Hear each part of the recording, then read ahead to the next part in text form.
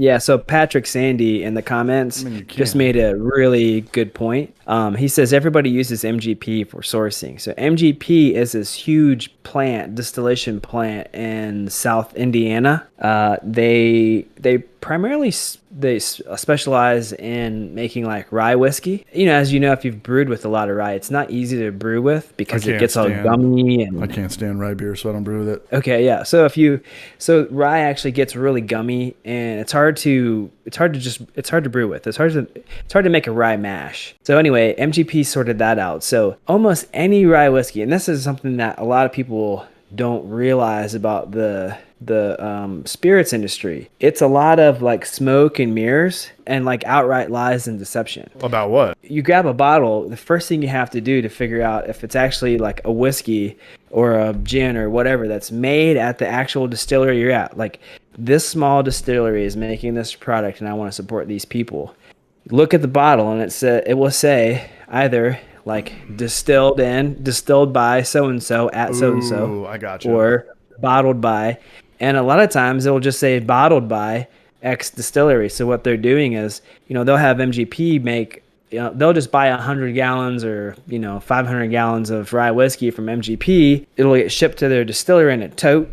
They'll have a cool bottle made in China. They'll bottle it at their distillery, and they have this really nice looking craft whiskey that you think it's made right there on site, but they didn't make it. And the same thing, people will do. They just buy neutral grain spirit NGS. So it's just like essentially high proof. It's like Everclear vodka, whatever, and then you just blend that into other products. That's what a lot of people do as well. So one of the like an interesting thing, a little treasure hunt to do if you ever go visit a distillery is look for those huge cubes, like those plastic cubes with like the metal bars around them, and start looking at the codes and the language and stuff on there. And a lot of times you'll see the evidence that they're not even distilling there is literally sitting right on the floor and nobody notices. That alcohol actually wasn't distilled there, it was just shipped there from this like factory in Indiana, which is actually like fuel alcohol. I heard Bullet whiskey comes from something mass produced. Everyone Yep. thinks it comes from somebody's Yeah. backyard, but it's just kind of, that's the thing about alcohol is it's just all marketing. Everything comes down to marketing. Every single thing, whether you buy a $500 bottle of whiskey and you do a blind taste contest with a $20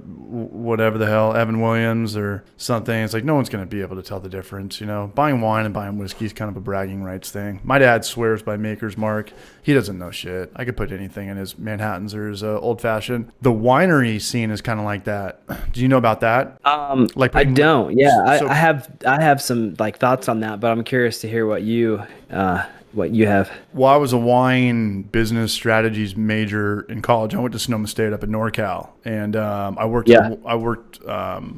managed a tasting room when I was like 23 or 24, right before the crash, right before that housing market crash.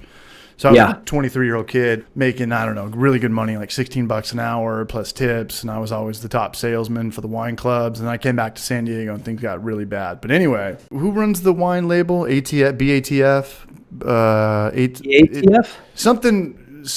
There's serious legalities which you can and can't put on a wine bottle.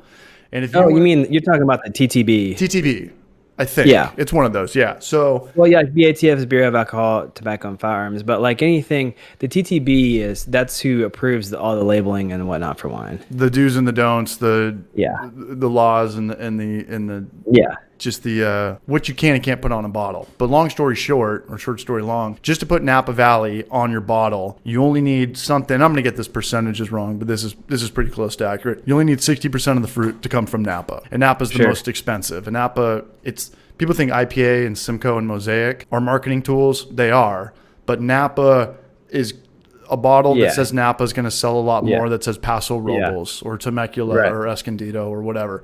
So all you need is 60% of the fruit. And then if you've ever been to Napa during harvest season, there's just boatloads of trucks driving on the highways with fruit. So they've got these big, pretty much kind of something you'd put spent grain in on a commercial level. When you mash out, you fill up all these plastic giant bathtub jacuzzi things that are on pallets, and they're just going up and down old Rutherford 29 and Silverado Trail, and I forget all the roads in Napa, but they're just back and forth, and a ton of like Cabernet Sauvignon in Napa is like $5,200.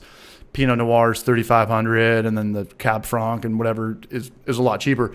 But the money is in farming is Cabernet Sauvignon, Napa. But you only have to put 60% of the fruit. So all that other shit could come from wherever. It could come from hours away and stuff like that. And then to put something like if it goes from 60% to 85% or something, like if you want to put an actual hillside on your bottle of wine, only 85% needs to come from that, because a lot of it's like Rutherford hillside or Blind Smoke hillside or something like that, or Silverado. And then something like 95 to 100%. It's like if you want to put the guy's name, where it's from, Napa, the hillside and all that stuff, 100% of fruit has to come from this spot, this hillside. And it's funny too, because I worked for a winery called Florist Springs, and they were okay. Like no one's really heard of Florist Springs. Like people that are into wine, they know about Duckhorn, they know about like the wineries, the Celebrity Zone and stuff like that. The wineries that have been successful from the 60s and stuff. But Florist Springs made the majority of their money selling all their competitors' fruit. So it's kind of like the whiskey thing we're talking about. It's like people think, oh, this bottle of Duckhorn is so good, or whatever the hell, the Gavin Newsom one, or